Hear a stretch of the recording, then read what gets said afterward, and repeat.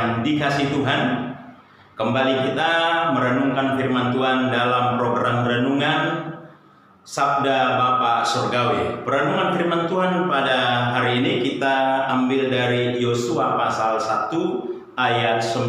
Saya bacakan buat saudara dan saya.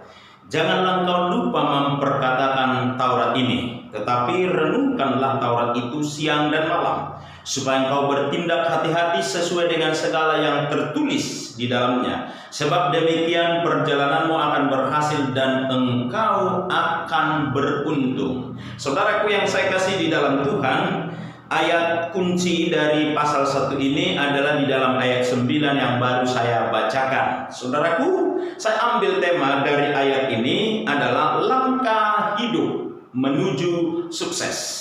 Ada kata di situ berhasil, beruntung, langkah hidup menuju sukses. Tentu kalau saudara yang saya kasih dalam Tuhan, berhasil itu adalah sebuah usaha. Tapi ada kata beruntung. Beruntung berarti sebuah keajaiban di balik usaha kita. Itu berkat yang luar biasa. Sehingga dalam perenungan ini kita akan belajar langkah hidup menuju sukses itu apa. Di mana kitab Yosua ini adalah sebagai pasal 1 ini persiapan di mana Yosua memimpin bangsa Israel untuk masuk menaklukkan tanah perjanjian melewat Sungai Yordan. Nah, saudaraku yang saya kasih di dalam perenungan ini muncul pertanyaan, langkah-langkah apa saja yang harus kita ambil menuju hidup atau hidup menuju sukses itu. Saudaraku, kesuksesan Yosua tentu di pasal-pasal terakhir bisa kita lihat. Sukses dalam keluarganya, sukses membawa bangsa Israel, dan bahkan juga sukses secara rohani. Karena semua seisi rumahnya menjadi orang-orang yang takut akan Tuhan. Langkah-langkah yang mau ditempuh, yaitu hidup menuju sukses yang pertama, kita lihat di dalam ayat 6.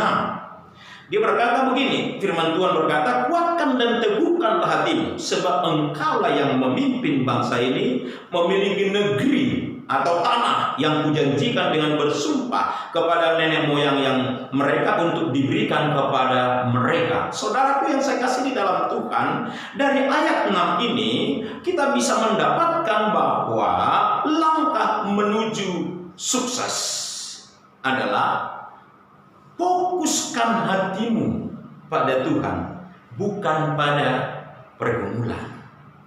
Yosua tahu ketika hanya fokus melihat tantangan di depan, melihat persoalan yang ada di depan, kekuatannya akan menurun.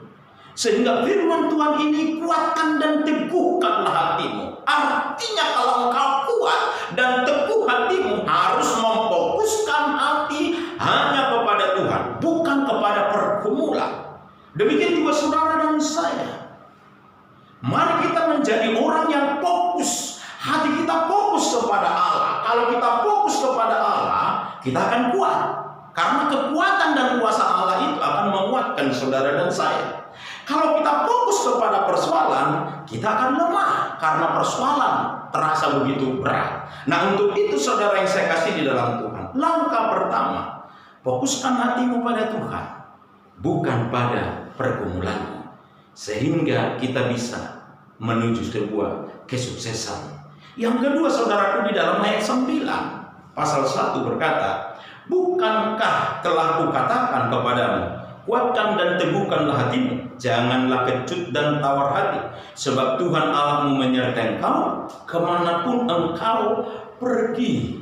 Yang kedua, saudaraku yang saya kasih di dalam Tuhan, langkah hidup menuju sukses.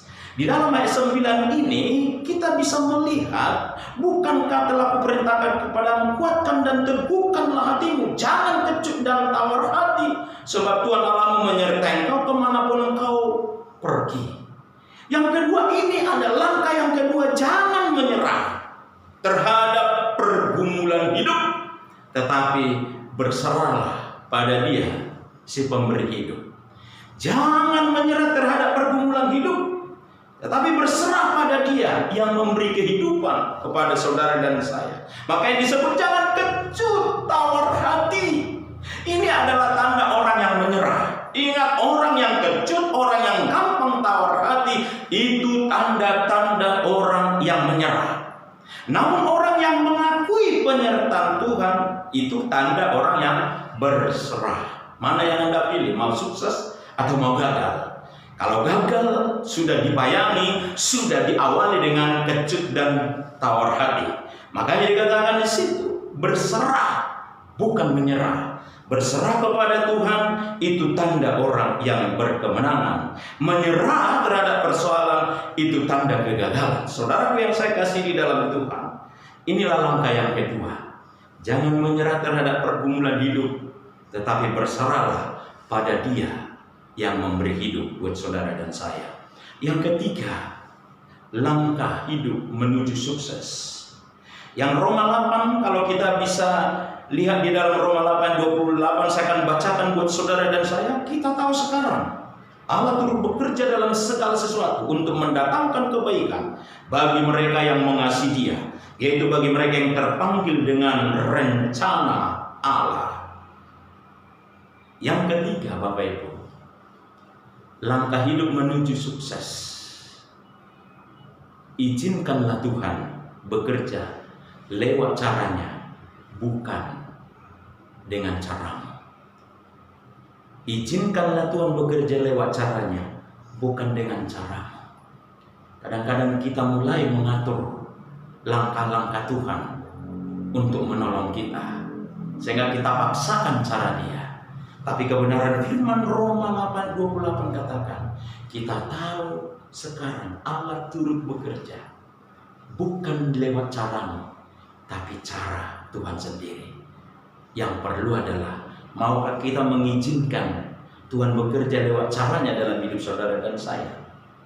Untuk itu saudara yang saya kasih dalam Tuhan, kalau Tuhan bekerja, tentu akan membawa hidup saudara dan saya kepada sebuah keberhasilan.